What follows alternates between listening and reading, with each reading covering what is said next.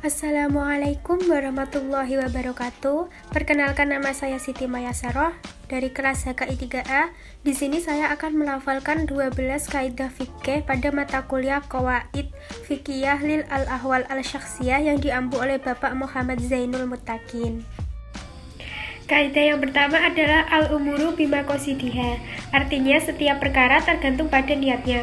Contohnya, seseorang yang hendak melakukan sholat duhur tetapi niatnya adalah sholat asar atau sebaliknya, maka sholatnya menjadi tidak sah. Kaidah yang kedua adalah al-yakinu la yuzalu bisyaki. Artinya keyakinan tidak bisa dihilangkan karena adanya keraguan.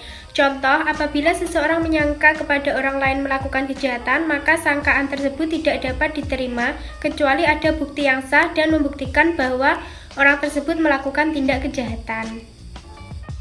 Kaidah yang ketiga adalah al-masyaqqatu tajlibut taisir, yang artinya kesulitan mendatangkan kemudahan. Artinya, seseorang yang sedang dalam keadaan sakit, jika tidak mampu melaksanakan sholat dengan berdiri, maka boleh sholat dengan duduk.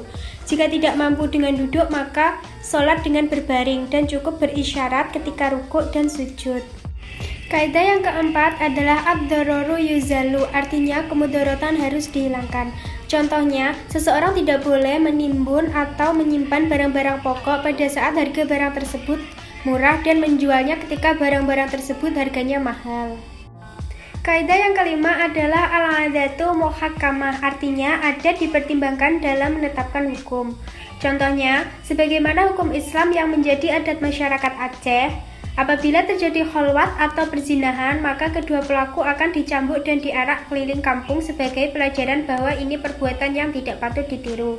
Maka pemerintah tidak boleh melarangnya karena sudah menjadi adat yang berkembang di masyarakat. Kaidah yang keenam adalah tasriful imami ala ro'iyati manutun bil maslati.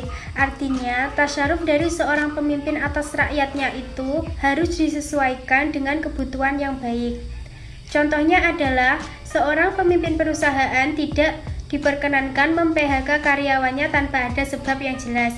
Hal ini dikarenakan akan mempengaruhi kinerja karyawan yang pada akhirnya akan menimbulkan kegoncangan. Kaidah yang ketujuh adalah al-hududu tasqutu bi subhati, artinya hukuman had gugur karena subhat yang samar-samar. Contohnya, seseorang yang muntah dan ada bau minuman keras dari mulutnya. Dalam keadaan seperti ini, seseorang tersebut tidak boleh diberi sanksi hukuman had minuman keras. Kaidah yang kedelapan adalah al-ijtihad la yunqad bi al-ijtihad, artinya ijtihad tidak akan membatalkan ijtihad yang lain. Contohnya, seorang hakim ketika memutuskan suatu perkara dengan ijtihad, apabila kemudian dia berijtihad lagi dan keputusannya berubah, hasil keputusan yang kedua tidak dapat membatalkan keputusan yang pertama. Kaidah yang kesembilan adalah al-ridho bi al-syairidho bima yadwaladu minhu. Artinya, rela dengan adanya sesuatu itu berarti rela dengan akibat yang akan ditimbulkannya. Contohnya, seorang suami wajib memberikan nafkah kepada istrinya sesuai dengan kemampuan seorang laki-laki yang sudah ridho untuk menikahi seorang perempuan, maka dia juga ridho untuk memberikan nafkah kepadanya. Kaidah yang ke-10 adalah al-wilayatul khosoh aqwa minal wilayatil ammah. Artinya kekuasaan khusus itu lebih kuat daripada kekuasaan umum.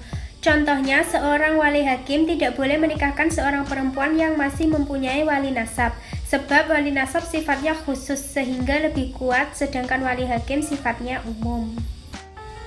Kaidah yang ke-11 adalah man istajala syai'an qabla awani huqiba bi hirmanihi.